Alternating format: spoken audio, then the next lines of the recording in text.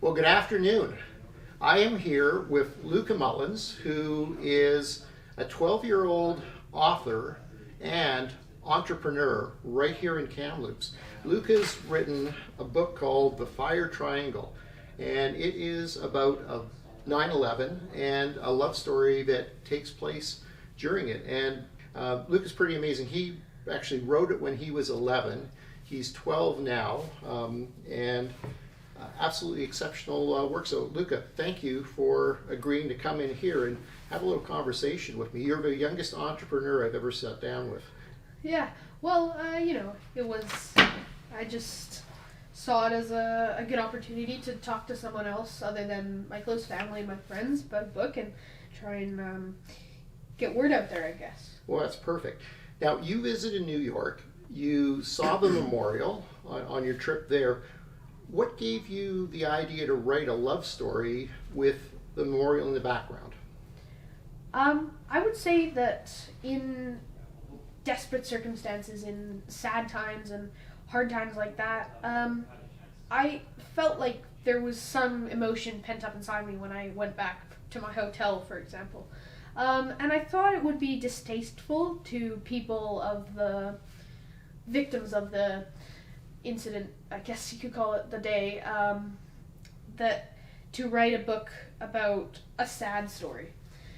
One that evoked tragedy and sadness within people and might spark up old things buried down deep inside people, and I thought it might possibly offend some people. So I decided that a story like this, an inspiring story, would provide almost a ray of hope to such a sad time. And I guess, yeah, I didn't have to write about the disaster, but I just felt like it, when something like that strikes you so hard and you feel like, wow, I really need to write about this, you kind of want to take that opportunity. So I decided something uplifting, something inspiring like that amongst such a dark backdrop might be more appropriate and might even do the opposite of offending people from that disaster.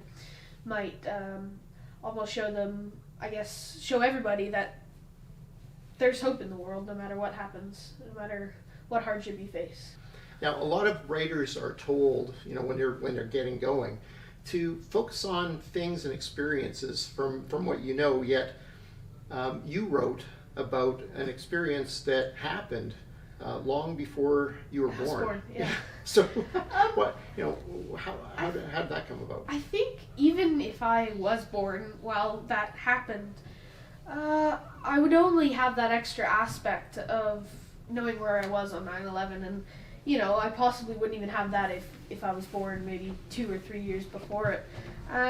Only if I was maybe my age now would I remember the day and looking at, for example, the TV, because everybody you can ask where they were on 9/11 and they'll be able to tell you. I read this book cover to cover in between appointments one day, and I was drawn into the way that you described New York, the streets, the tower. It felt as if I was there when I was going through it. How did you do your research so you could be so accurate with locations, street signs, and everything else? That seems like it would have taken a huge amount of work. It really didn't, because you know what they say, if you love what you do, you don't work a day. And I was really enjoying all the research that I did, so I felt like it didn't really take that long. In reality, if somebody just wanted to write and didn't want to focus on all the intricate details, probably it would feel like a long time. When I was in New York, like I guess I said, I memorized all the street names and the way to get to the uptown and downtown from the hotel, which was set across from Ton's original apartment in New York. I'm curious, how long did it take you to write it? What does the editing process look like? And who helped you and facilitated that portion? I'd say it took me 5 months or so to write, which really isn't that much in the grand scheme of things with authors. I'd say maybe 25, 26 Wow. drafts. Really. Great. Did you keep your original, like that Yes, first I draft? do. Perfect. I did. But what they did was they'd edit it, big changes, and they send it back to us, and we could rechange what they did, Yeah. replace things that were necessary, just change other stuff that we liked. I think we probably got it back maybe 4 or 5 times. So one thing I was curious about, the novel takes place over a number of years. How do you finally decide where do you stop? Well, I guess from the start. I love the ending, and I'm not going to share the ending, but I didn't know what period it would stop at. It was I love the way it finished. Like I said, such an inspiring story. I didn't want it to just cut off like that. I wanted to show that it could grow into something successful, fantastic. So what I wanted to do was have it start from 9/11 and reach all the way to nowadays, which I guess was how I decided to end it. I didn't want it to go in the future. Okay. I just wanted to end it now. And I wanted to show that the family was successful. I guess a few people have asked me if I'm going to write sequels. I'd say no, because I think a few movies and books have proved that sequels don't exactly turn out the best. That's great. Well, the way you finished it was wonderful for me.